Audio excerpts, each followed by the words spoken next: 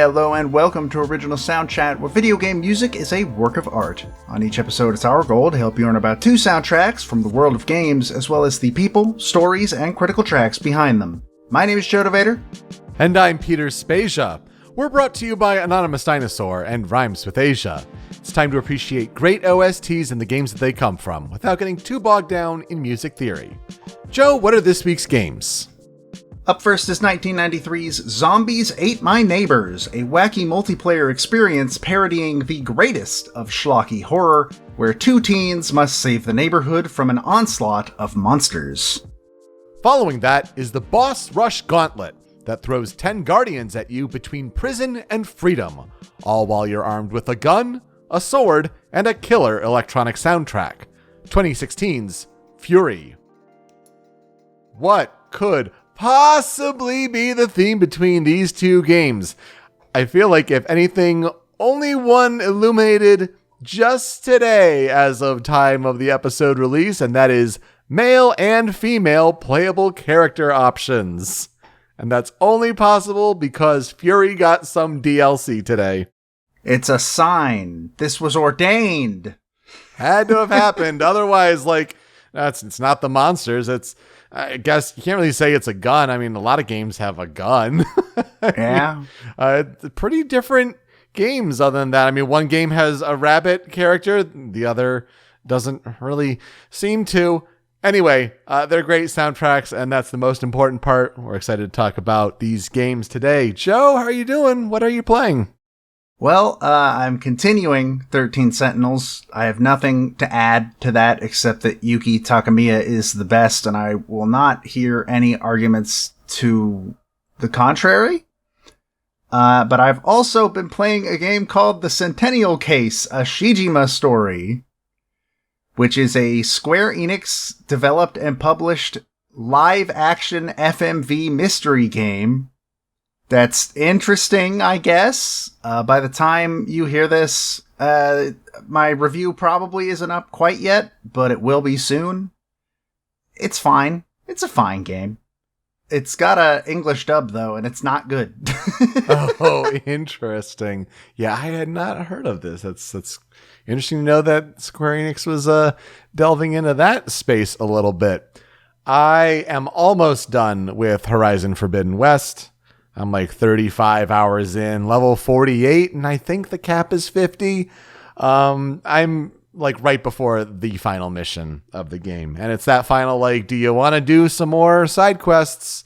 You better do them. Do you want to flesh out some of your team members and kind of wrap up their stories before you finish the game? So it's taken some twists and turns. I've really enjoyed it.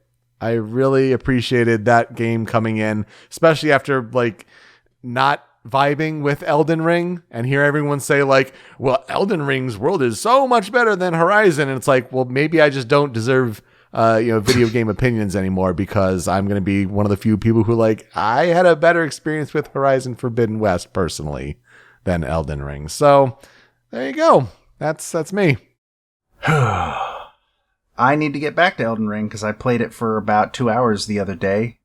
Made it to the boss Margit, and immediately got pounded into the ground to the point where Ben and other friends of ours were oh yeah, no, he's a boss that's supposed to tell you to come back later.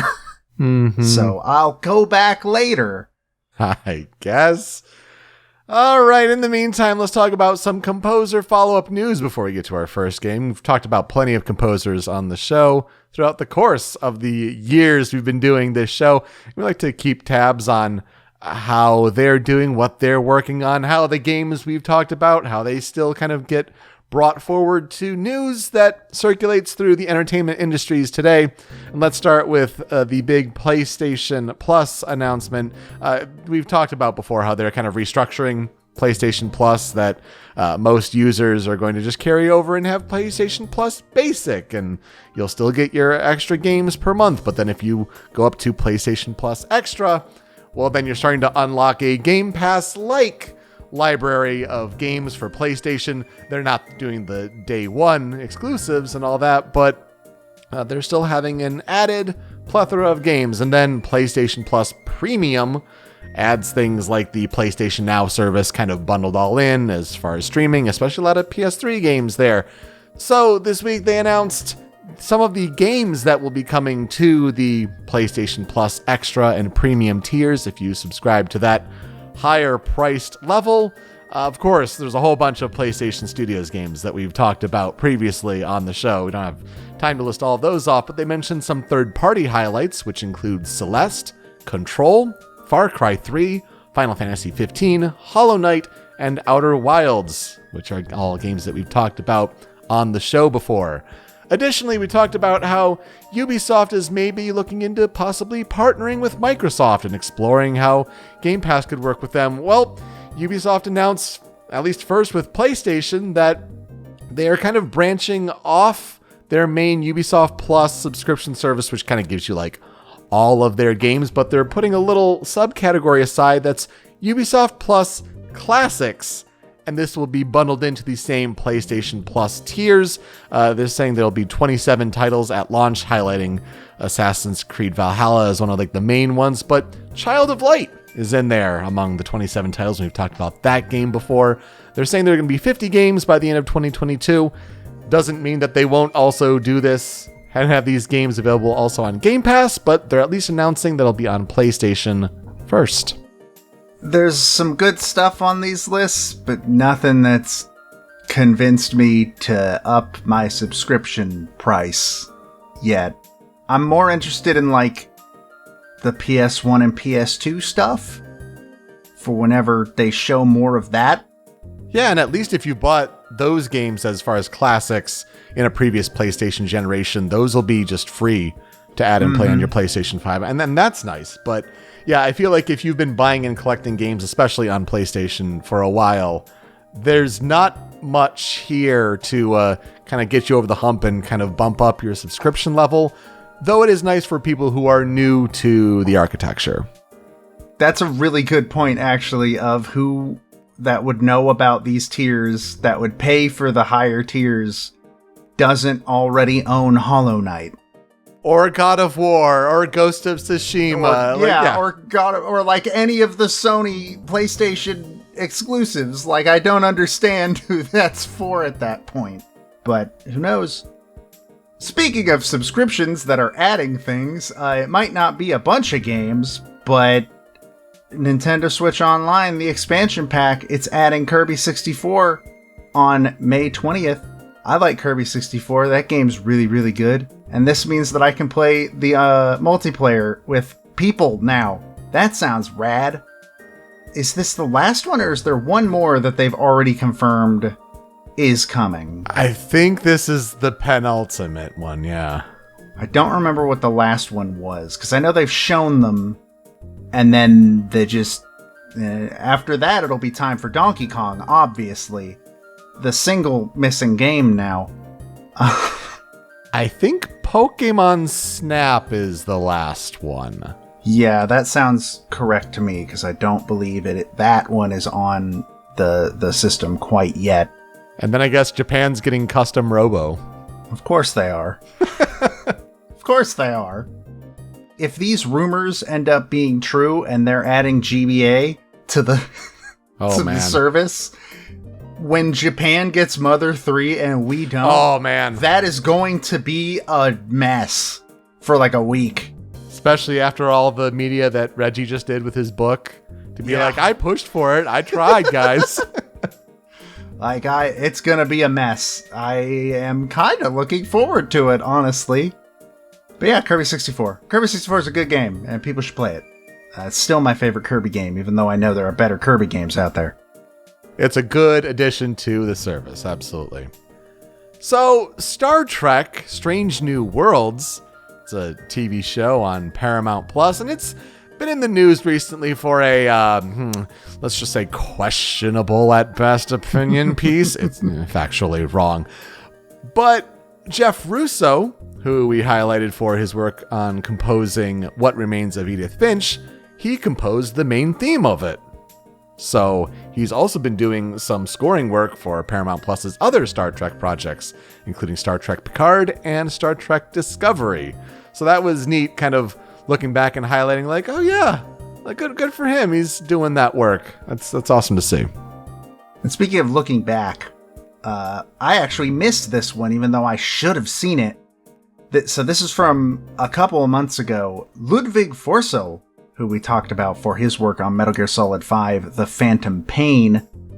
He was actually involved in composing music for the animated film Bell by Mamoru Hosoda, who is most well known for doing the movies The Girl Who Leapt Through Time, The Boy and the Beast. Most recently before Bell, Mirai of the Future, I believe is what that movie's called. He's a very good anime director, and Mr. Forssell was part of the composing team for the music in that movie. So sorry I missed that, but that's pretty cool. That is a neat little tie-in. And one of the last big game headlines, at least recently, is the time of we're recording, Fall Guys is going free to play on all of its platforms, and it'll be available on every platform, which means it's getting added to Xbox and Switch. This will all be happening on June 21st. It's also going to be an Epic Game Store exclusive, so new players won't be able to get it on Steam anymore. Oops. But yeah, neat to see them kind of take the game in this new direction, give it some new life. And of course, that's relevant because the music was composed by Yukio Kallio. So we covered him for his work on Minute. This is how I was reminded that Epic bought Mediatonic. I had completely forgotten. Oh, I forgot that too. I had completely forgotten about it.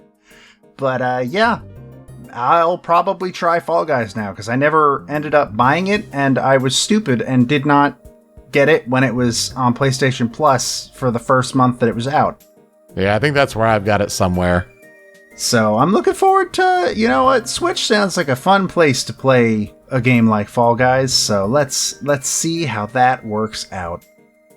Alright, as with last week, we started doing the VGM hurdle, and we've decided, if you weren't listening last week, that we're gonna, when we record, do it together on the show, because it just seems like fun. So we're gonna load up VGM hurdle, which you can find at vgm-hurdle.glitch.me, and we're gonna see if we can't guess this song using limited bits of clips. This has been tricky the last couple days, so I'm interested to hear how this will be. It's gone back and forth, where like 1 week it was Last Surprise, and that's instantly recognizable, and the next it's Dimitri's Nightclub, which even I couldn't get for a couple of things. And then the background music from Silver Surfer on NES, like, okay. Or the title screen music from Nintendo Land. That one got me. Oh my gosh, yeah. We'll have a story about that when we cover my game. But all right, here we go. Let's hear the first second. Oh, of course. Of course. What could it be? Oh my gosh, I start typing Sephiroth. Oh my gosh, yes. One-Winged Angel from Final Fantasy VII.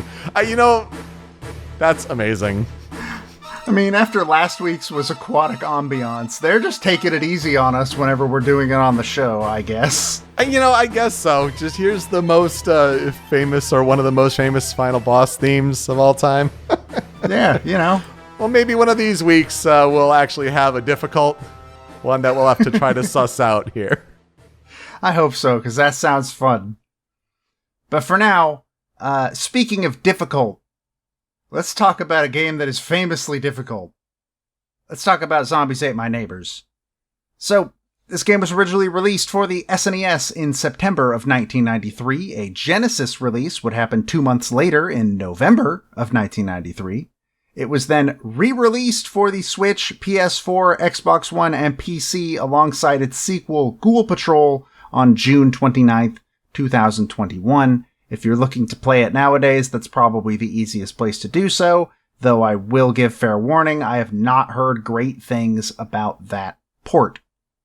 And also, as far as I'm aware, people don't really like the sequel either, so... It was developed by LucasArts and published by Konami, with future re-releases for stuff like the Wii Virtual Console and the newest re-release on modern platforms, being published by LucasArts and Lucasfilm Games. It is a top-down, horror-themed run and gun, which is how Wikipedia describes it, essentially, where the player can take control of one of two teenage heroes, being Zeke, who's the guy in the 3D glasses. He's the one you think about when you think about Zombies Ate My Neighbors. Or Julie, who is the girl. That was how they did character design back then. That's basically how it went. It can also be played in 2-player co-op, with player 2 taking the character that player 1 does not take. For each level, of which there are a total of 48, Zeke and Julie must explore monster-infested environments ranging from suburban neighborhoods to haunted castles to pyramids, etc. While they are exploring, they can find multiple unique weapons, like the Uzi water gun, which is the most famous one. It's the one that's usually like in fan art and stuff like that. Bazookas, exploding soda cans, weed whackers, flamethrowers, and more. It's this aspect that actually has led a lot of people to wonder if maybe this game had some influence over Dead Rising in the future, because very similar stuff there. That is interesting. I never thought about those two games together. So the goal of the game is to save the various bystanders, known as neighbors, around the map from being killed, which is what happens if any of the monsters on the map touch them.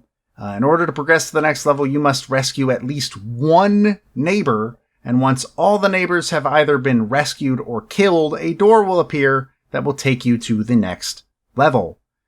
And in order to save these neighbors, they are going to have to face a variety of monsters, including, obviously, zombies, as the title might suggest, but also vampires, werewolves, aliens, chainsaw-wielding maniacs, giant ants, giant demon babies, and more. The story, which, did you know this game has a story? I didn't.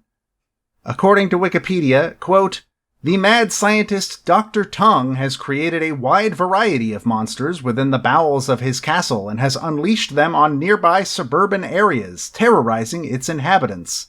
Two teenage friends, Zeke and Julie, having witnessed the attack of said monsters, arm themselves with a great deal of unconventional weaponry and items to combat them and save their neighbors from certain death. Ultimately, they will come face to face with Dr. Tongue himself and defeat him to put an end to his plans." So, Peter, this is where I will ask, what are your experiences with Zombies Ate My Neighbors? I'm familiar with the game concept. I've seen it on Let's Plays, especially cooperative ones. Game Grumps comes to mind, but I have not played it. It's not my kind of game. I didn't know there were 48 levels. That's nuts. And the game is hard enough that even the developers are like, yeah, good luck getting there without cheat codes. In fact, we'll talk about the composer for the interview that I found that gave me a lot of information on him and his work on the game.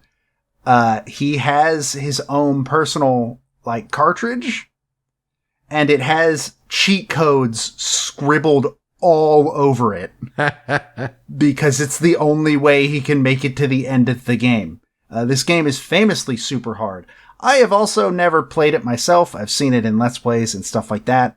I'm also in the camp of, this probably isn't my kind of game, but I think it's really fun aesthetically, and it is fun to watch people play in co-op. Honestly, I probably enjoy playing it in co-op for an hour, and then no more than that. But yeah, it's a fun game. It's got a great soundtrack, and I'm looking forward to talking more about it. I'm honestly surprised you're bringing it up outside of October. I am also surprised about that, but then I filled October too much. This was perfect. In fact, this is actually a listener request. Donald from over at Nintendo World Report, he guessed this game when I was talking about how 3 out of 4 of my October games last year were zombie games. And I wanted to see if anybody could guess the last one, and he guessed Zombies Ate My Neighbors, and the response was essentially, no, but I should do that one. Mm-hmm. So here we are. So, Zombies Ate My Neighbors, of course, started as an SNES exclusive, but the Genesis version apparently began development about halfway into the overall dev cycle. It uses a password system, though the original plan had been to include a save battery in the cartridge, but this was too expensive for the project to afford. The monsters of the game, though, which is my favorite part, my favorite aspect of the aesthetics, they're really heavily based on famous horror film staples. You got stuff like Friday the 13th and Texas Chainsaw Massacre, who are both kind of fused into one character. The chainsaw-wielding maniacs are wearing hockey masks, and they're big Jason people. I mean, Jason, I'm pretty sure, has probably used a chainsaw at some point. I don't know. But it's very easy to see, like, there's some Child's Play stuff in there. There might be some George Romero stuff. 100% there is at least one level based off Tremors, which I had to go look up and make sure Tremors came out before this game, which it did 3 years before this game. So I'm right.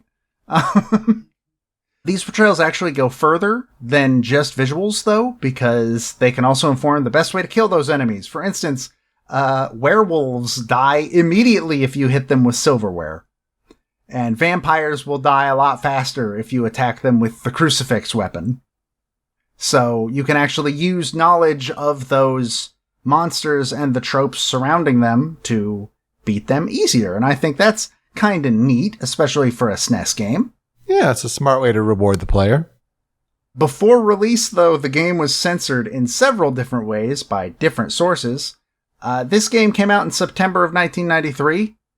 The ESRB would not be formed until September of 1994. So it didn't exist yet.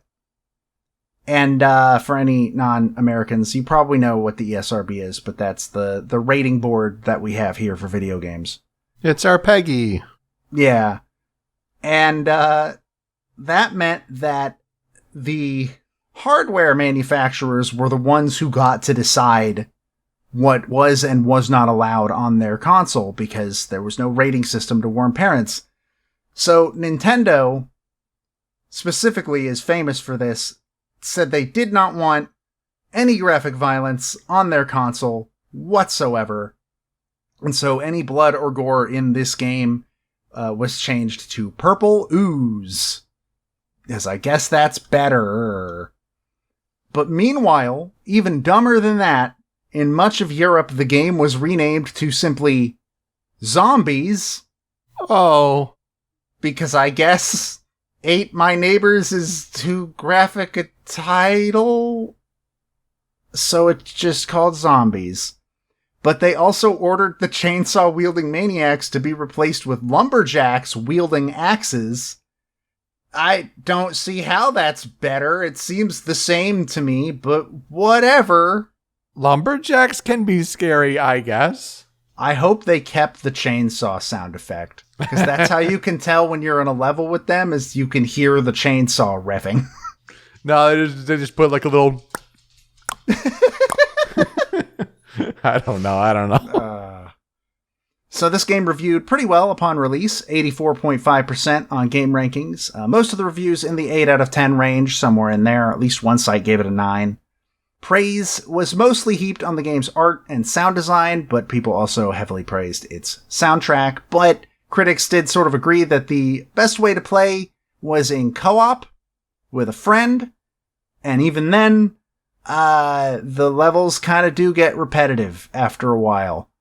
You don't have 48 levels without starting to repeat stuff at a certain point. Though these good reviews didn't really translate into commercial success, because the game wasn't very commercially successful. It did all right. It wasn't a bomb as far as I can tell. But later on, it would sort of earn this status of being a cult classic nowadays. People love this game. And most of the commercial success that this game has ever seen has come from re-releases on things like the Wii Virtual Console, which a lot of publications were talking about it as being one of the most anticipated and requested Virtual Console releases for a while, I guess. Interesting. So people really, really like this game. A sequel, Ghoul Patrol, was released for the SNES in November of 1994, but despite being similarly praised by critics, it was not commercially successful, even as much as the original, and also does not currently enjoy a similar cult classic status. In fact, like I alluded to earlier, fans aren't really a fan of Ghoul Patrol as far as I can tell. This I didn't know, though. There was apparently a film in development in 2011, and it was being written and produced by one of the people behind Insidious. Supposedly, according to them, it was being held back from being put into full production by a few factors, one of which was difficulties securing the rights from LucasArts. And I have no source on this, but if I was a betting man, I'd say that this project probably died in 2012 when Disney acquired Lucasfilm and everything under it, including LucasArts. Yeah, that'd do it. I would hazard a guess that that's probably why this movie project doesn't exist anymore. Anyways, let's talk about the composer behind Zombies Ate My Neighbors is a man by the name of Joe McDermott. He also goes by the alias Ramrod, according to VGMDB and Moby Games, which is weird because he is a musician that specializes in children's music, specifically. I would like to give a shout out to deathmetalflorist.wordpress.com for most of this info, because they did an interview with McDermott in January of 2016, pretty much specifically about his work on Zombies Ate My Neighbors, but there were a few things about him and his career in there as well. He's not really a gamer in his spare time. He doesn't play video games. He even gave an anecdote of, quote, "I was at a conference once at the LucasArts booth, and they asked me to play the new Star Wars game. After a while, the guy looked at me and said, 'You don't play much, do you?'" He ended up in video games after he made a break from his former manager, because that manager he felt was sort of holding him back and not doing as good a job as he should have been. And that's when he took a job from a friend of his named George Sanger and ended up joining the group Team Fat. This group eventually began to take work in video game music and stuff like that. And as far as I could tell, he doesn't really seem to work in video games anymore at all. He mainly seems to be focusing on his own solo career, though when asked if he would be interested in returning to the industry if the right opportunity presented itself, he said, quote, "Sure, it would have to be the right kind of thing. I would love it if one of you youngsters made a Zombies Ate My Neighbors tribute game," and in parentheses, hint, hint. That has to exist already. Yeah. There's absolutely no way it doesn't. You can find his personal website at joemcdermottmusic.com, and you can follow his seemingly sporadically active YouTube channel at Brick on Your Foot. That's all one word. He seems to upload to that channel like once every 6 months, maybe. But it's not dead at the very least, you can tell that. In terms of discography, one of the games he started in the NES era with a game called Rocket Man. I assume probably not based on the Elton John song, but I don't know for sure. He also did a game called Wings. His first SNES game, as far as I can tell, was Q*bert 3. He did a game called IndyCar Racing. He is one of the main composers behind The Seventh Guest, which is a game I'm only familiar with by name, but I've certainly heard the name. He did the music for Putt Putt Saves the Zoo, as well as Pajama Sam 3, You Are What You Eat From Your Head to Your Feet. And he apparently did original music for some of the Seen It franchise. Specifically, in the interview, he mentioned that he did the original music in the Friends edition. So, if you have that, which I'm pretty sure my mother might, he did music there. So, in terms of historical development research for the soundtrack of Zombies Ate My Neighbors itself, McDermott worked very closely with George Sanger, who served as the producer for the soundtrack. You can actually find both Joe and George in the final level of the game. standing next to a desk in cowboy hats. The credits in this game are actually a level that you walk around in, and you can see all the different team members that made the game. And they're among them. They're standing next to a desk in cowboy hats. This is the part he said where he was like, but good luck getting there without cheat codes. Here's a picture of the cheat code to get there. George is actually how he ended up on the project, because technically it was George who had been brought in to do the music for the game. McDermott says this is one of his favorite things that he has written in his career, and he was essentially given the go-ahead to, quote, go crazy on the music. Says, quote, I started out by watching all the 50s sci-fi I could get my hands on. When I was a kid, there was a show on called Creature Features. They ran old black and white horror films. The theme was a very lonely sounding low guitar with lots of reverb, and it used to kind of creep me out. And we'll get to where that probably played in terms of influence here in a bit. He also says, quote, it was really rewarding to do video game music back then because it was so limited. It was like trying to build a Taj Mahal out of beach sand. The tools we used ran on DOS, and the obstacles we had to overcome were real big. And that's something I never think of, that these SNES games had to be developed on DOS. That does make sense. And I just never put the two together. A magazine gave Zombies Ate My Neighbors an award for Best Soundtrack Cartridge, and according to McDermott, in the same call that LucasArts told him they were going to send him the plaque for this award, they also told him that they were taking him off of the project he was currently working on. Oh. So as he put it, it basically went, congratulations! Anyways, you're fired. Though, from what I can tell, he wasn't really broken up about this.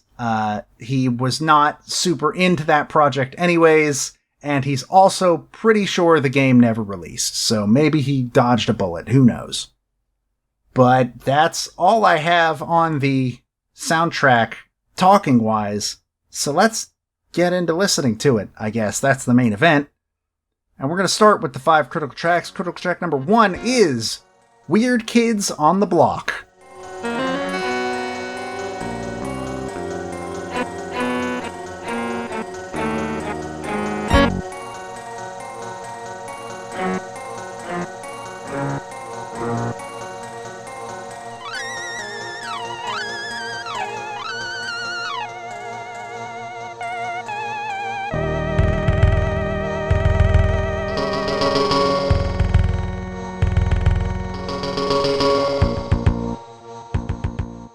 So I actually scrubbed through a long play to find where these songs play, and I might have missed some of them, and I might have mislabeled some of them.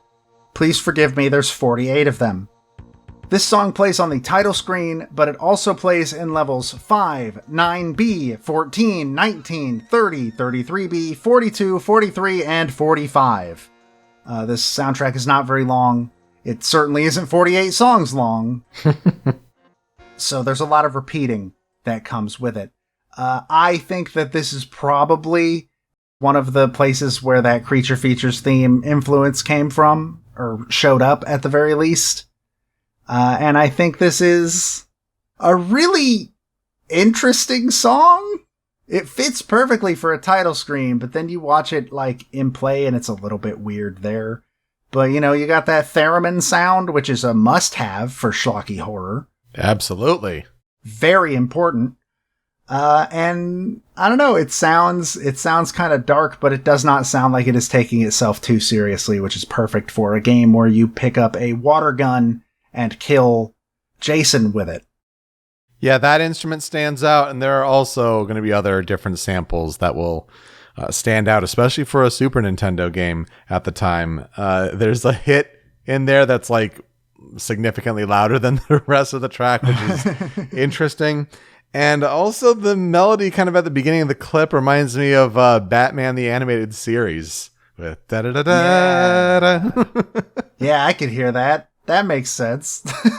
I don't know. I'm not saying anything or anything particular, but it's just that's what I thought of when I heard it. We're not trying to Tapi Iwase this. No. Yeah, definitely not. It's just like I've heard that kind of melody somewhere before. Following that, we're going to talk about critical track number 2, which actually might be a close second for my favorite song on the soundtrack. This is Zombie Panic.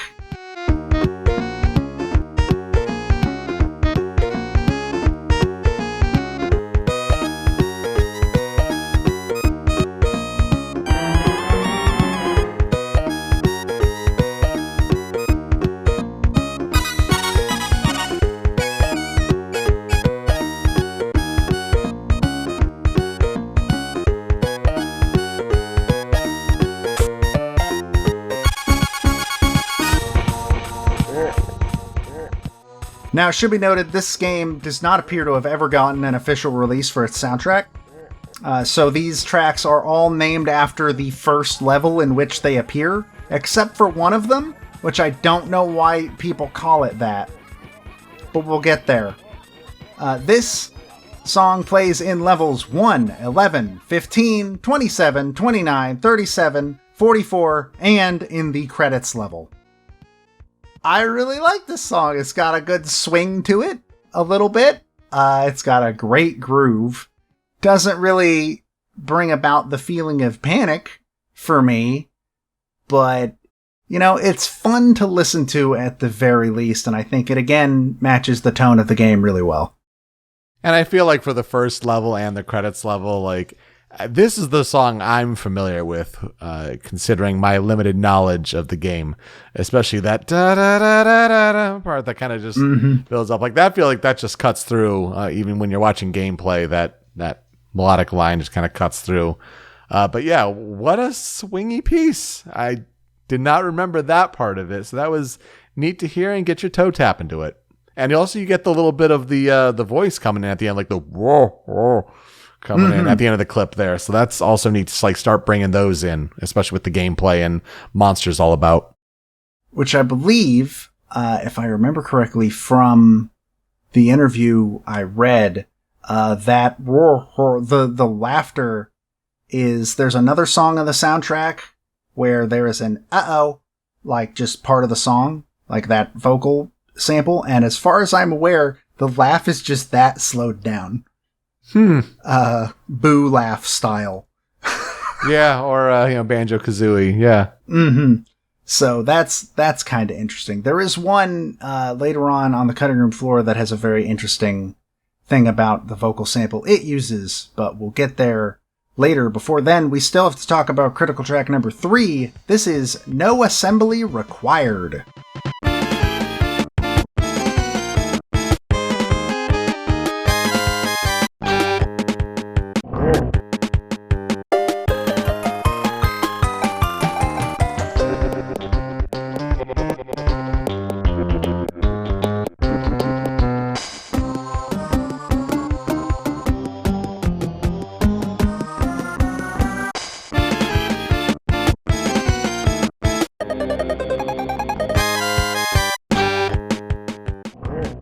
This one feels a lot more deserving of the name Panic. It plays on levels 3, 10, 13, 17, 24, 26, and 34.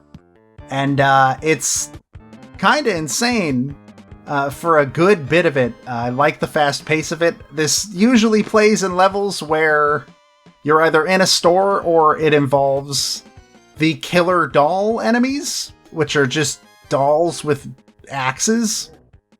That's the whole thing. I assume based on Chucky from Child's Play 100%.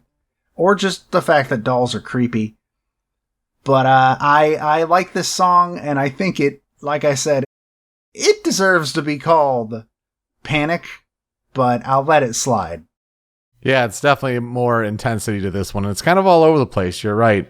You're definitely on the ball with thinking that there's got to be more action to these levels, and maybe they paired it as such. Following that is, from what I can tell, the internet's favorite song. It's my favorite as well, if not just for the title.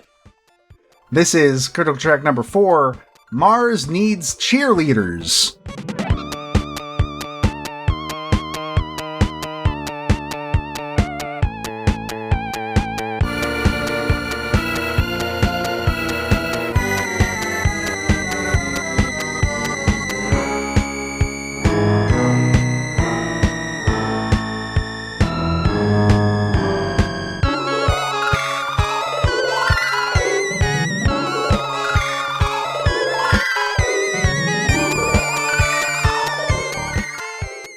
This song actually surprisingly does not play in a lot of levels, just 12, 21, and 41.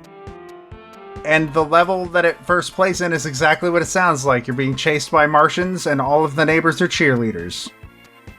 That's it. This song is really, really good because it really makes some good use of the theremin. Again, like that theremin MIDI. And fits the tone of like an alien invasion just absurdly well. I wanted to say that these levels were based on Mars Attacks, but Mars Attacks came out in like 1998, so that movie didn't exist yet. But yeah, it's just got this schlocky 50s-ish alien invasion tone to it, and I think it pulls it off perfectly. And also, it's called Mars Needs Cheerleaders. Come on. It's a fantastic title. Yeah, shocking that it's so few levels. I would not have expected that. I still like Zombie Panic more. I feel like it's a little more catchy, but the beat right from the get-go, the boom dum dum dum, it's almost maybe some early rock and roll if you're kind of looking back to like 50s music. I don't know. It's definitely a memorable one though. It's up there. All right, final critical track. This is the one where I don't know why people call it this. I genuinely don't. This is Boss Battle.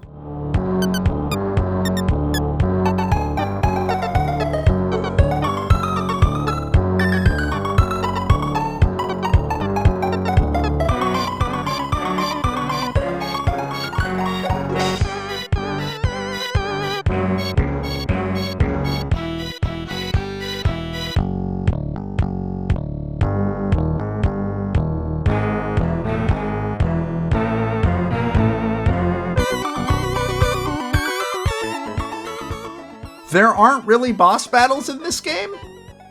I don't know what the hell this is talking about.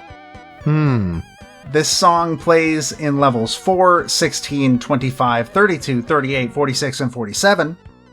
As far as I remember, the first level it plays in is called Hedge Maze Havoc, which is the first level with the chainsaw guys. Or Hedge Maze Mayhem, something along those lines. And that still doesn't really fit with the tone of the song. But, I mean, it's circusy, which, I mean, circuses are terrifying, so that fits the genre. But I would not say that this fits either being chased in a hedge maze by chainsaw-wielding maniacs or a boss battle? So I genuinely don't know why people refer to it as such. Maybe it's just, well, our game's gotta have something called boss battle. Maybe. But we don't have any. Let's just add it anyway. At least it has some really good sounding bass midis. That's fantastic. Yes, it is really, really neat to just hear these. They don't rumble as hard as like a Genesis bass might, but they seem like they're getting as close as the SNES probably could overall. Mm-hmm. All right, tracks on the cutting room floor. I got 2. The first one is Evening of the Undead.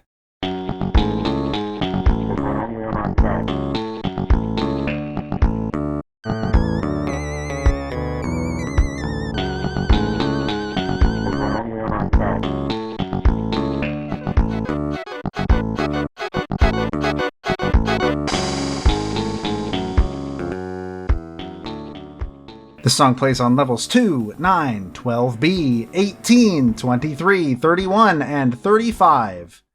In the clip, you can hear this vocal sample that somebody pitched down saying... Yeah. And apparently, For years, people could not figure out what that sample said. It is apparently the director of the game saying, "Is there anyone outside?" Wow, what? So that's cool. And people did not know that for years until McDermott himself confirmed it. He is apparently asked about this specific vocal sample a lot. But I think that, especially when you know what it's saying, because it's impossible to parse if you don't already know. Like, if you listen to it when you know what it says, you can kind of hear it. There's no way anybody ever knew before that. Not with any certainty, yeah, that's for sure. But it does add this air of creepiness to it, which I really, really dig. This song is really weirdly low-key for a run-and-gun game, but I think it at least has the creepy atmosphere sort of down pat, and still does not take itself too seriously while still having this horror vibe, which, again, I think is super impressive. Yeah, this is the other one I've heard of before. It was this one and Zombie Panic. Didn't know their names, but it makes sense with, level 2 and all. But yeah, the vocal sample, for like a mumbling zombie, yeah, it kind of makes sense. I just wouldn't have been able to, that's English there? Okay, I thought it was just, yeah. Blah, blah, blah, blah, blah, blah. Mm-hmm. Yeah, that's a good one. Again, more bass shining, so love it. Following that, let's get the other track on the cutting room floor. This is another fantastic name that I love to say. Titanic Toddler.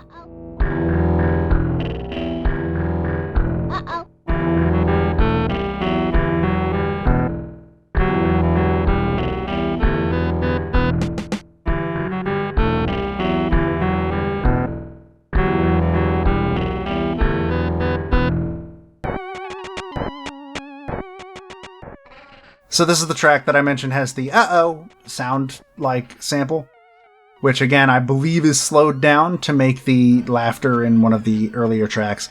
But this is of course the song that plays in level 8 as well as 22B.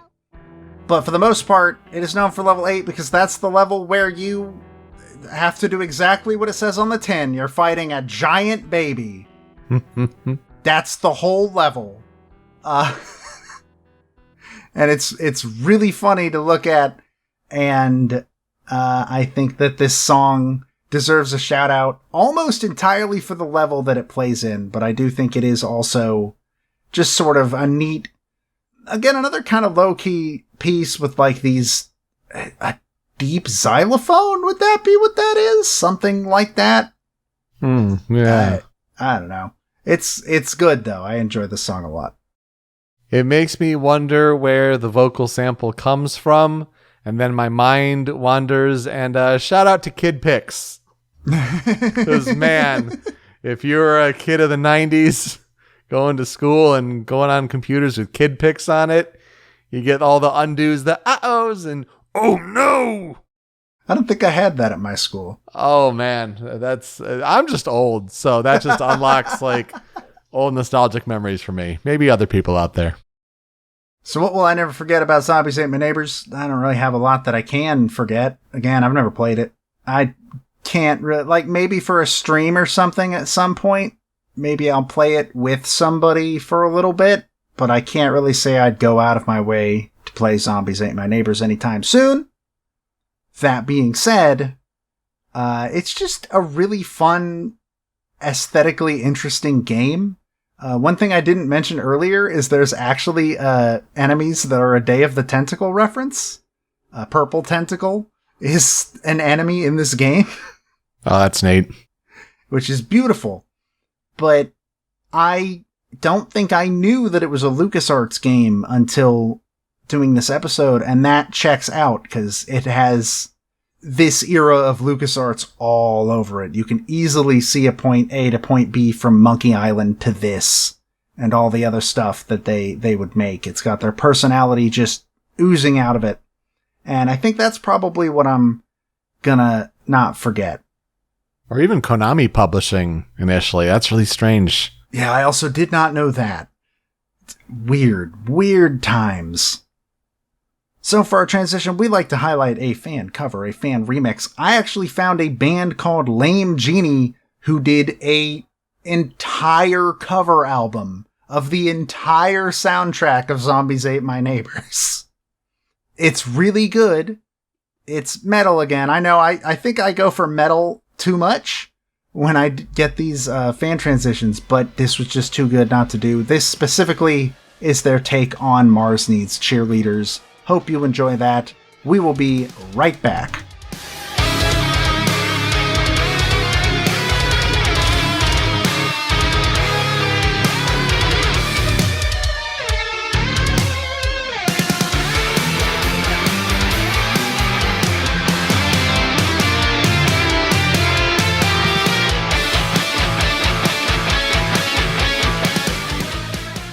Okay, let's go from Zeke and Julie to the Stranger and Onimusha as far as male and female playable characters, but the characters of Furi don't have 3D glasses, so maybe they're missing out. Let's talk about Furi.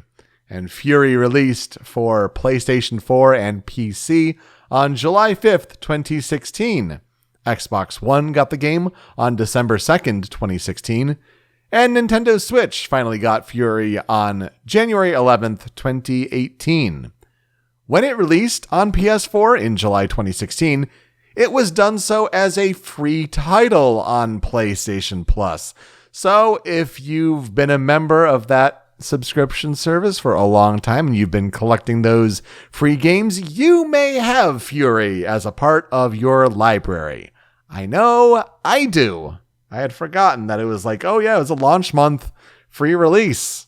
Interesting. Well, it kind of gave them a good baked in install base then, because Furi was developed and published by The Game Bakers, and they're an indie studio based in Montpellier, France. And they're the team that would eventually go on to develop Haven, which we highlighted as an honorable mention title in our Best of 2020. What is Furi? F-U-R-I. Not to be confused with the war film that Angelina Jolie directed, which is F-U-R-Y, like the normal word Fury, but Furi with an I. It is a third-person action game with hack and slash, bullet hell, and shooter elements. In its purest sense, it's entirely a boss rush game. You have up to 10 enemies that you can face, and they're these well-designed long boss encounters. And you have these walking interstitial moments that kind of tie everything together with a story. But the pure gameplay is just these boss encounters, and you have gameplay that's focused on dodging bullets, parrying attacks to regain health, and attacking the bosses either up close through melee or afar with ranged projectiles from your gun. There are also some QuickTime events thrown in there as well. The plot of Furi involves a mysterious man known only as the Stranger, and he spends his existence receiving endless torture in a highly advanced prison, which is composed of 10 islands floating in orbit above a planet's surface.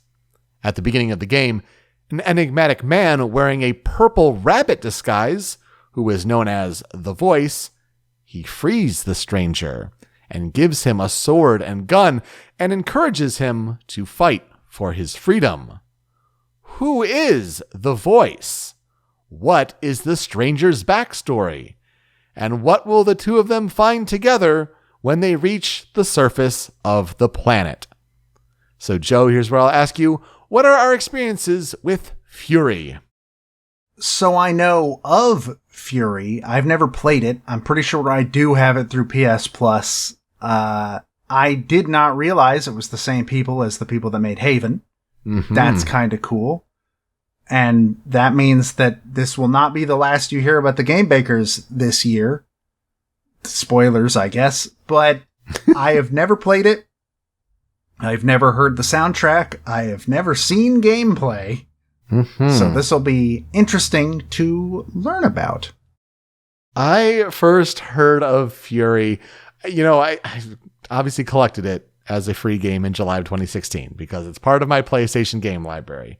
But then kind of became attuned to how good the soundtrack to Furi is through Video Game Donkey's Best of 2017 video, where he must have played it the next year. And so I kind of put it on my radar, like, oh, maybe one to talk about eventually.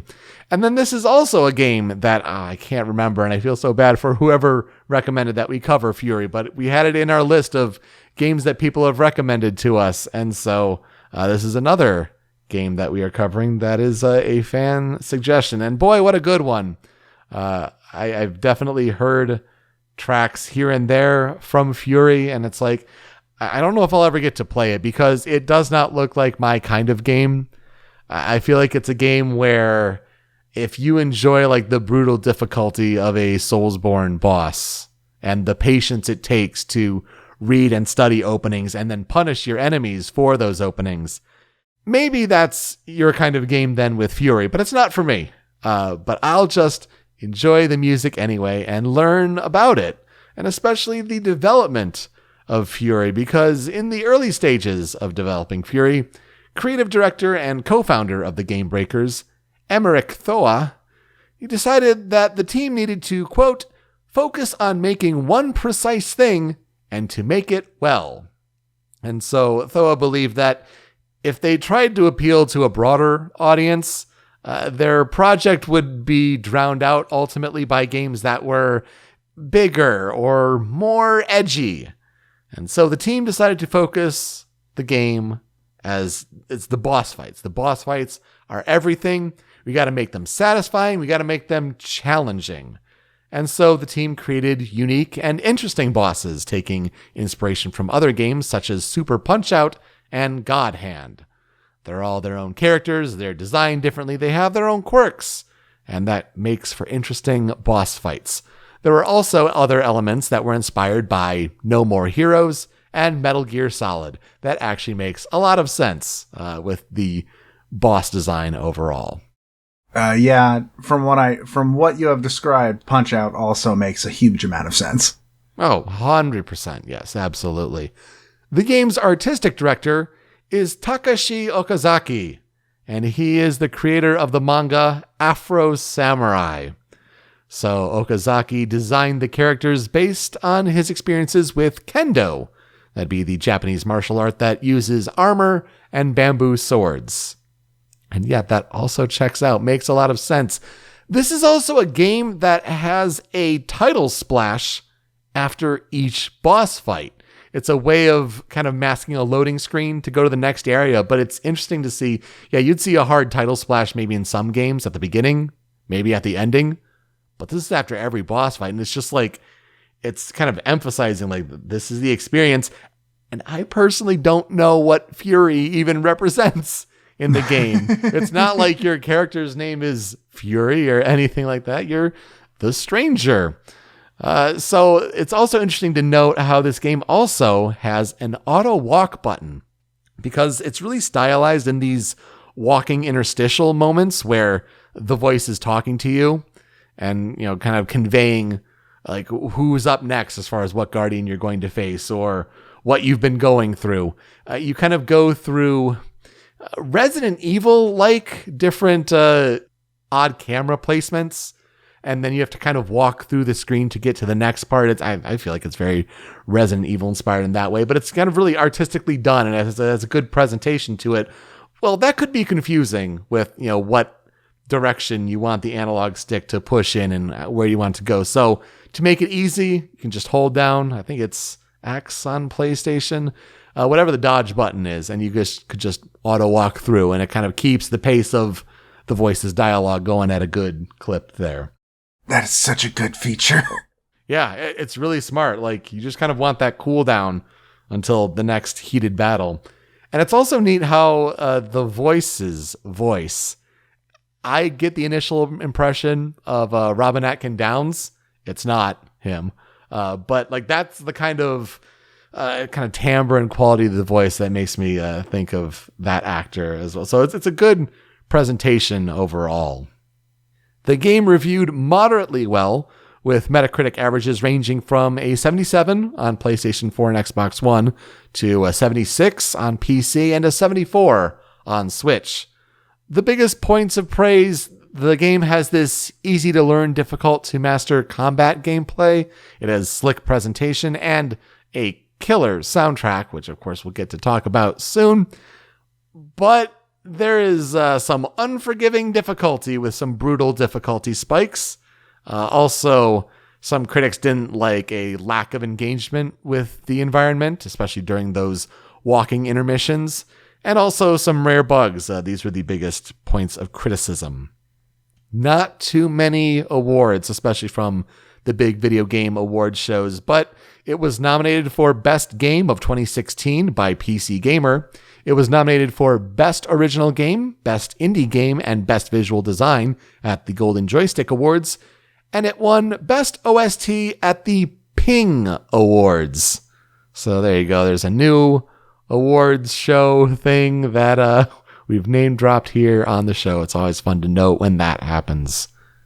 We're talking about Furi today because there is paid DLC that includes an alternate main character with different abilities and a different control scheme that launches today, May 17th, on all platforms. It also launches alongside a free update that includes any previous DLC content that was released at no charge. This update is only available for all platforms except Xbox, though. That's right, the PS4 version is getting upgraded to PS5, but there's no Xbox update to take advantage of the Series S and X. That kind of seems weird and backwards, right? Well, different headlines were kind of made about this, and the game bakers noted that their team of indie developers just couldn't find the time or budget to make that port happen. So, if you're like me and you happen to have Furi sitting in your PS4 library, get that free PS5 update. At least give it a try before you maybe decide if you want to add on that DLC as well. It's a way to go discover or rediscover Furi.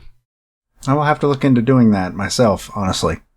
It seems like a pretty short game once you know what you're doing. A lot of long plays were like 2 hours, but that's with a lot of trial and error and learning about how to defeat these bosses. So the composer that I will highlight this week is Carpenter Brut.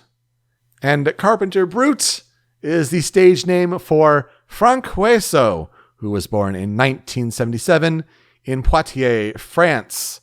He goes by Carpenter Brut as a stage name, and he's a dark synth electronic musician.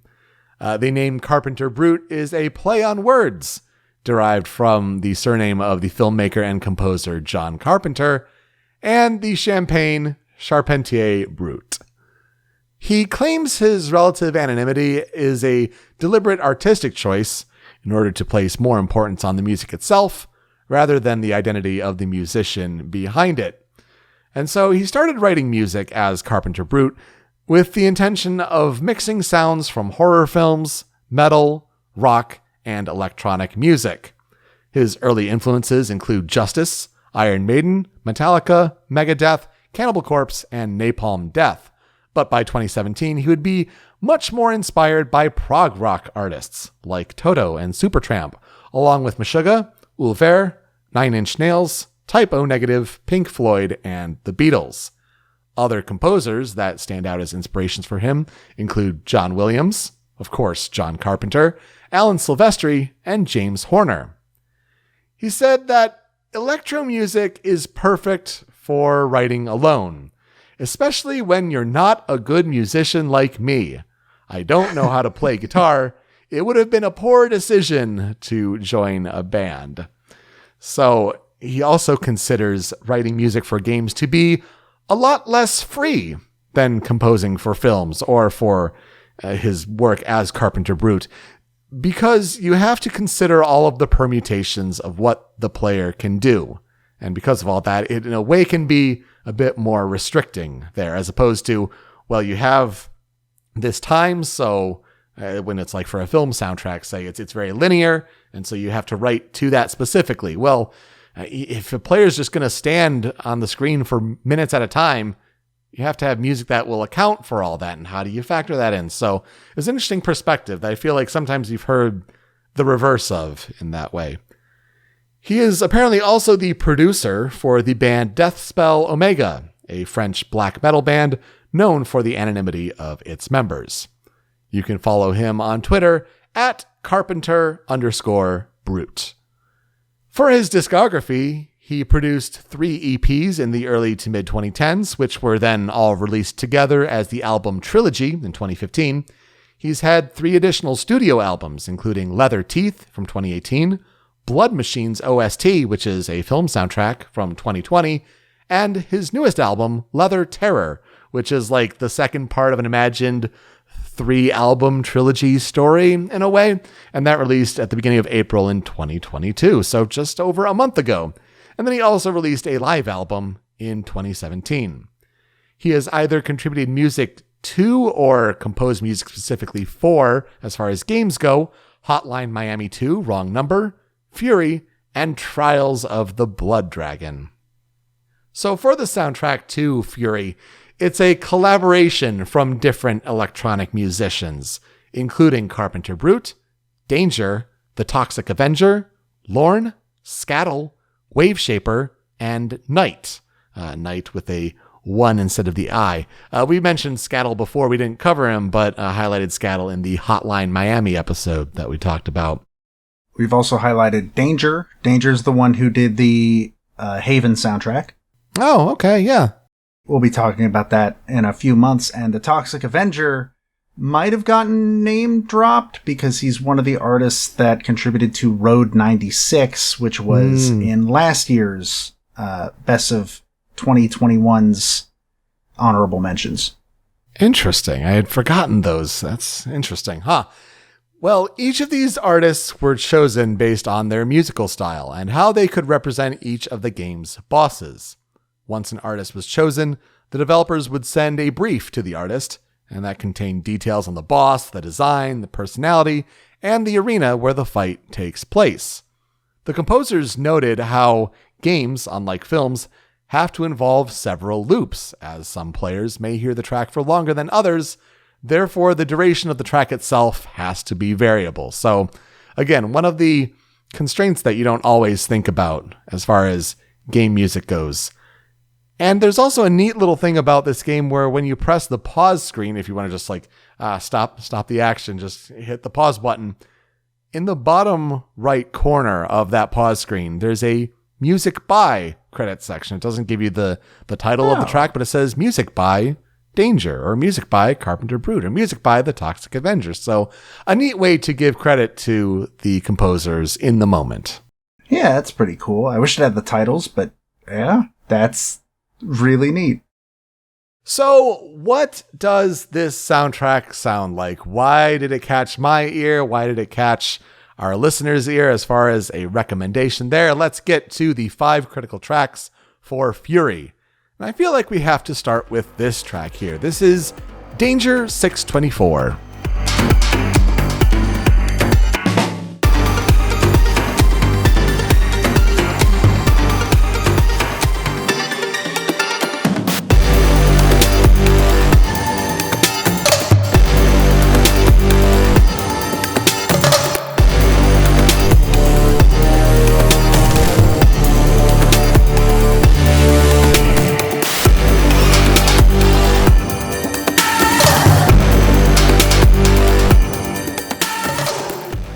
This track is so cool and just a great early interpretation of like, what will this soundtrack be like? So, as you may have guessed, Danger 624 is composed by Danger. And this plays in the beginning area and the tutorial fight against the Chain, who is a sadistic and cruel jailer with 3 masks. And he's put in place to keep the stranger subdued. Kind of the, you'll never get past me. I'm here to keep you imprisoned. And like, you're not going anywhere until the stranger learns enough to finally break free. And so the music range here for the whole track is really neat, because the beginning of it is just this it's a nice sounding, kind of higher pitched instruments there, but that's more for like the calm before the fight. And you hear this one, it's kind of getting into like this dancey groove, but then this boom, like that's kind of like the meat and potatoes kind of motif of the fight, until then it even ratchets up from there. It's just a cool escalation here, and just a really good sense of like, oh yeah, you're gonna be thrown into this like kind of deep, heavy, but also get your toe tapping electronic music here. Just a great piece to start out the action.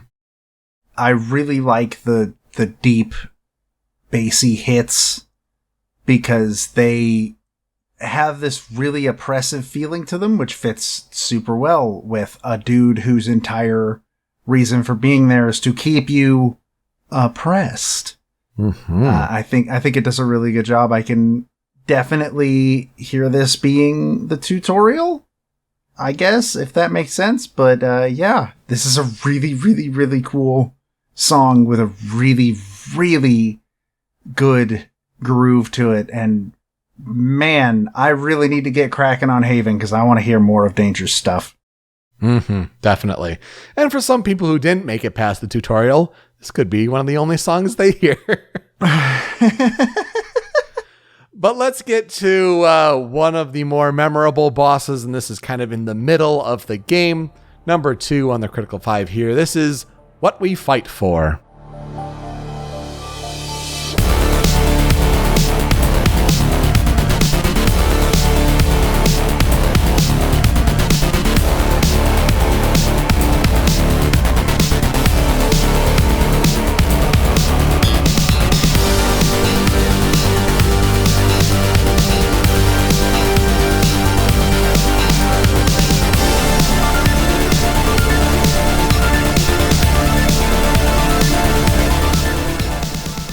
This is composed by Carpenter Brut, and so you get a sense of what his music sounds like here. And man, it's so good. I love me some synthwave, and you want it to make it a dark synthwave, a dark synth, if you will. Yeah, sign me up for this all the time. Like I heard this here, and especially when you kind of catch it at the beginning of the clip, but it comes from like a hit and then like a slow build, and then the pow hits you right in the face with this action to really start the boss fight. So good. It's a boss fight against the Hand, who is the 5th boss that you'll take on. And he's an armored and shielded knight. He's the commander who led an operation to capture the stranger in the first place and place him in prison. There's some interesting combat mechanic in this one, where it's almost like a Ganondorf-like tennis, hit a projectile back and forth. You get to even earn a trophy for it if you do enough, volleys successfully. So that's pretty neat. But man, like you just feel the oppressive nature in this one, but also it's just a lot of energy to drive you forward and to get past this hurdle, because you're supposed to, this is where it gets serious. Like, this is the guy who did you in, did you dirty. And man, what a powerful track to include here. It's got this really cool sort of wall to it.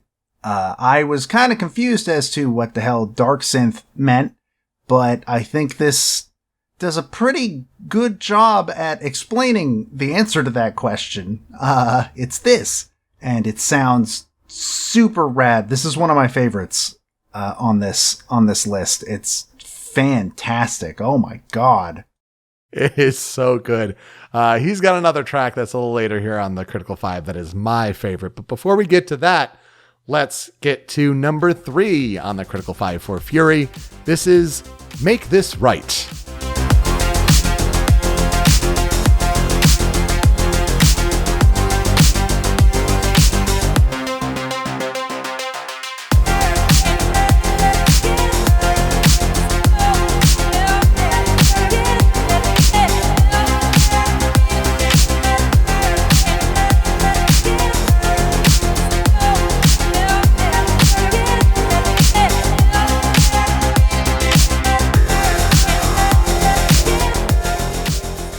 This track is composed by the Toxic Avenger, and this is the boss fight against the Song, who is the next boss fight after the Hand, so the 6th boss in the game. The Song is a woman with an angelic appearance. Like, she has these like blue plasma wings, and she also has twin crossbows. It's an interesting beat in the story because she offers you to stay with her, and like you can accept this, and you can even get like a secret bad ending by accepting her offer to stay. And she says like doing so will make her like a hero to her people, and it's like, oh, that's interesting. But it's your refusal of this offer that instigates this boss fight. And what a cool throbbing bass to this one. Also, the addition, which seems to be the Toxic Avengers style, is adding these female vocal samples in here and then kind of mixing with them, just kind of playing with them on a sampling basis there. I don't think it's any indication on like if anything's being said like in Zombies Ate My Neighbors, but it's just a cool sample to work with. And it's just a good vibe to this one. Again, a lot of range to these tracks. Picking 30 seconds is so difficult because you have like the lead up to it's like these chords at the beginning of the pieces, like when you're walking up, and then this is like more when you're in the fight and kind of dodging all these projectiles that she has with these crossbows. But man, what a good song, and nice to hear another composer involved in this with the Toxic Avenger. Yeah, and this, like, I can hear this, and this definitely matches up with some of the stuff I heard from Toxic Avenger in Road 96, which I guess that should probably get added to the list at some point so we can cover them with that game, possibly. But, it sounds very similar in style to the stuff I heard in that game, and it's really, really cool. Toxic Avenger is super talented. Let's get to my favorite track here on the Critical 5, and this one is another track from Carpenter Brut. This one is You're Mine.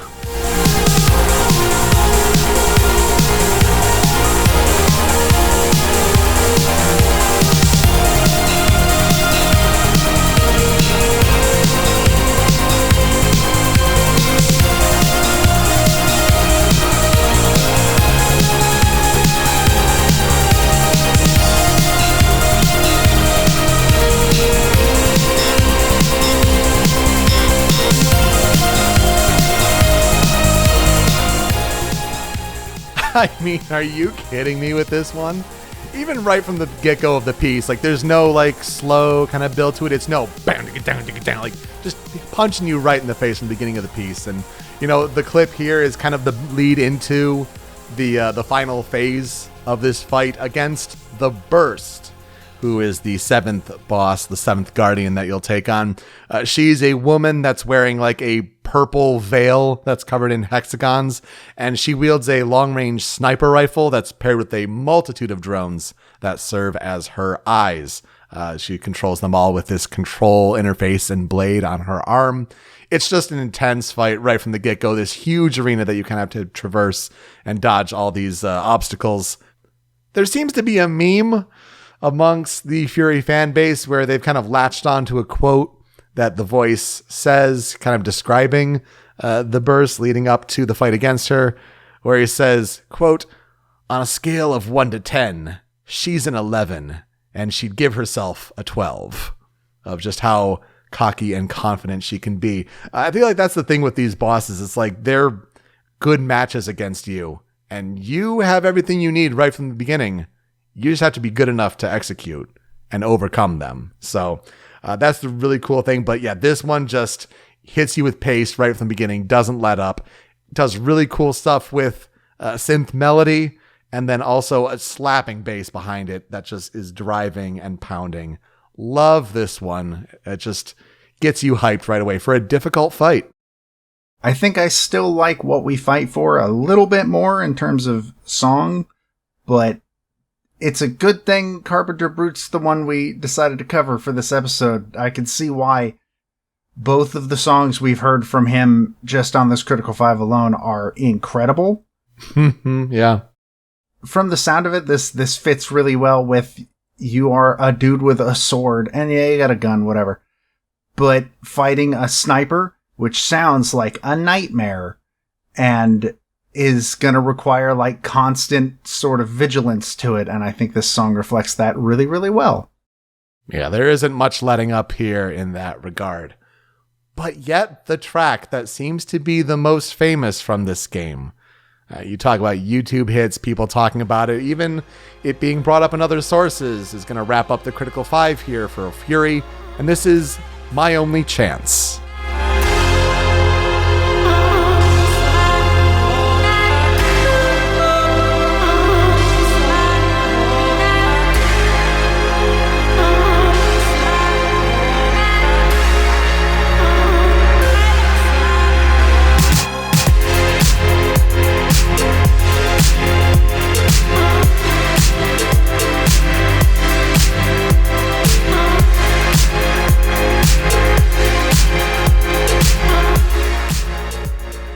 You hear those vocal samples again.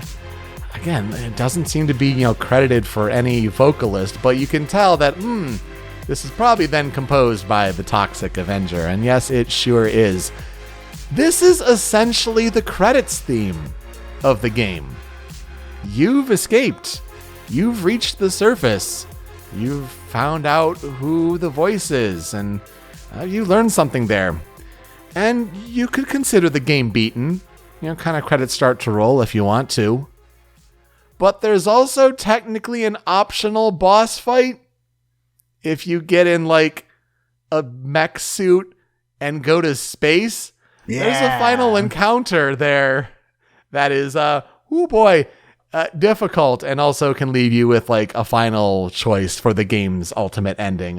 So that would essentially be the 10th encounter there. But yeah, a lot of people consider this to be, it's the credits theme. You've essentially won. It depends how you want to test that definition there, though.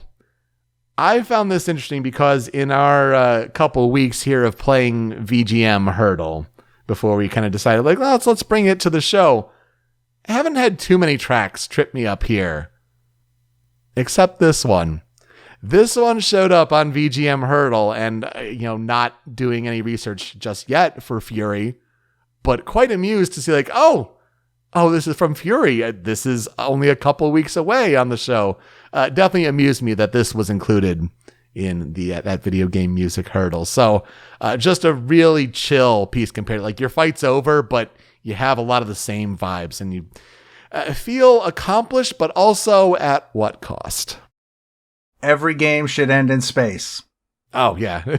Every single game that's ever been made. I don't care what the tone or the setting of the game is, it should end in space. Red Dead Redemption would be a better game if at the end of the game he puts on that spacesuit. He got into a mech and flew into space to have one final gunfight. Take down the government in space. This song is really good. And also, like you said, the instant you hear it, you're like, all right, this is Toxic Avenger. There's the samples. Cool. And it's really good. I think I like make this right better in terms of the stuff that he contributed that's on this list. But both, again, really good. For a couple tracks on the cutting room floor, I have two. And the first of these is a pretty chill piece by comparison, but it hits you pretty early on. So this is A Picture in Motion.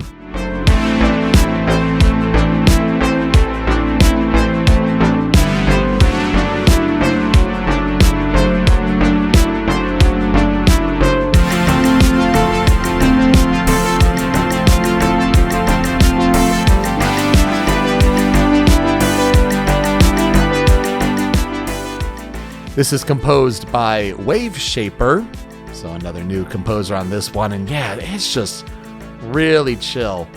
This does not play in a boss fight, as you could probably have guessed, but it's when you're actually approaching the fight against the Line, who is the third boss that you'll take on. The Line is this chill, kind of Dalsim-like guru old man who considers himself a master of time, but he really just puts up a lot of circular shields around himself that you have to break through with your gun. But during this kind of walk up, you're on this peaceful plane because you've made it outside your initial prison.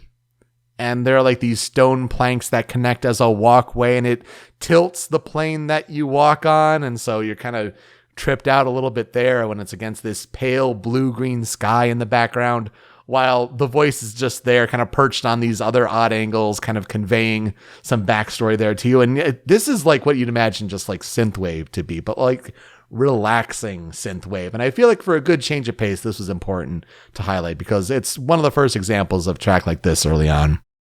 Yeah, I was wondering if the Approaches had their own music as well. Good to hear that they do. And this definitely fits like sort of a peaceful but still tense interlude. Like, yeah, you're safe right now, but you are actively walking towards something that is going to make you not safe. And I think that this song communicates that great. Some tracks are different, but some tracks also like get mixed into like the beginning of their battle track. So it's kind of a hodgepodge there. An interesting alternative to an Approach theme is the other track here on the cutting room floor for me, and this is A Monster.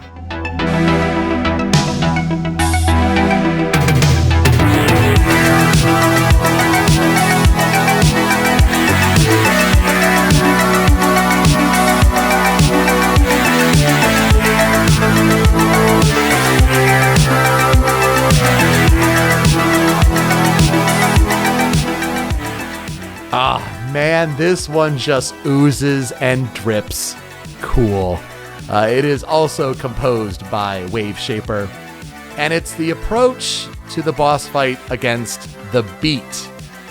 And the Beat is a young teen girl with some sonic cannons on her back, and she considers herself to be the last guardian. Her skills may not justify that. It's like she has like a higher sense of purpose to want to be the last line of defense, the last guardian, even though the fighter before her, the Edge, may be a more skilled fighter, especially with the blade. But this approach here, you're climbing up a snowy mountain, and so there's a lot of like dark blues in play here, and I feel like that fits totally well if you're thinking about like the synesthesia here. But man, such a cool piece, especially when you're like making your way to the end of your journey and questioning like, what is this really all been for?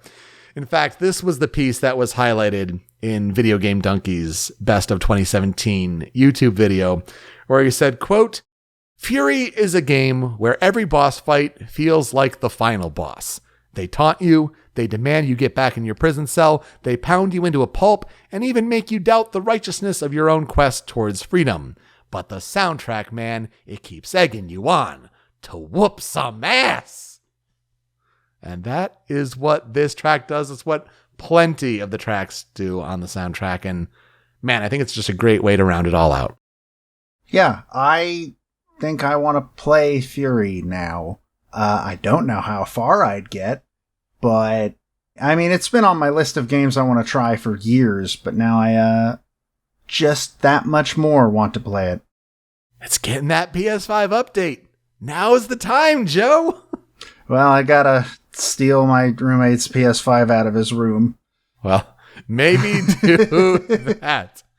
So what will I never forget about the game? Obviously there's not a lot to know when I haven't played it. I don't see it as a game I like playing, but I'll sure remember a lot of these tracks. I'll start listening to the Furi soundtrack more, that's for sure. Especially hearing it on Spotify playlists, let's just say. So I feel like that's what I'll never forget is like, I knew certain tracks like A Monster, like my VGM hurdle brush with My Only Chance, but learning more about these songs and what the structure of the game is all about. I'll definitely remember researching this one for sure. So, with Zombies Ate My Neighbors and Furi, you have a long title, you have a short title, you have games that really don't have much in common, but thanks to some DLC for Furi, you now have male and female playable characters in both. And that will do it for us this week on Original Soundchat. You can find me on Twitter at PeteSpeakeasy. Joe is over at StringPixel. The video version of the show is on the Rhymes with Asia YouTube channel, but it's that MP3 podcast version that you want, and that's hosted by Anonymous Dinosaur at anondino.squarespace.com. That's where Joe's other podcast, Smasher Pieces, is hosted, and you can find Smasher Pieces and Original Soundchat wherever you get your podcasts. Apple Podcasts, Google Podcasts, even on Spotify, where we have a podcast feed with episodes, but we also have a Spotify playlist, where if we talk about a track from a video game and it's on Spotify, it's getting added to that monster playlist. Joe, what's being added this week? So as I mentioned, Zombies Ain't My Neighbors does not appear to have ever gotten an official soundtrack release, so that is obviously not on Spotify. But as you alluded to just a few minutes ago, Furi is. So look forward to having those enter the shuffle. Yeah, pump those into your ears. Listen to the whole tracks because it's such a journey. I can only capture so much for this show. When you're done listening, you can find the show on social media at Soundchat OST. Leave some feedback for us. How are we doing with these episodes? Also, give us some suggestions for games to cover, like Zombies Ate My Neighbors and Furi both were. So we'd like to continue doing that in 2022. All right, Joe, who are you talking about next week? I will be talking about David Logan. I will be talking about Solar Fields. All right, to play us out, my favorite track that we covered here is You're Mine by Carpenter Brut. And, you know, we've covered game metal on the show before for a YouTube fan cover. I feel like a metal take on some of Carpenter Brut's stuff is very fitting. And you know what? Game metal did a great job with You're Mine. So please enjoy that. Thank you so much for listening this week on Original Soundchat. We'll see you next time. Take care.